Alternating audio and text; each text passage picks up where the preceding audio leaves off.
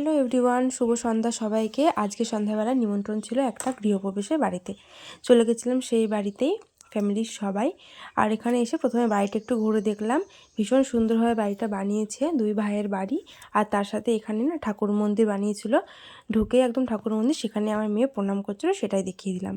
তো মেনুতে কী কী ছিল সেটাই আজকে শেয়ার করতে চলেছি। প্রথমে তো দিয়ে দিল থালা গ্লাস, তার সাথে দিল ঝরঝরে সাদা ভাত, আর এখানে করেছিল ছোলা দিয়ে কচুর শাক। খুব ভালো হয়েছিল শাকটা। করেছিল এখানে ভেজ ডাল, তার সাথে দিয়েছিল স্যালাড, আর এখানে দিয়েছিল চিপস। চিপসের সাথে স্যালাড দিয়ে ডাল দিয়ে ভাত মাখিয়ে খেতে তো ভালোই লাগে।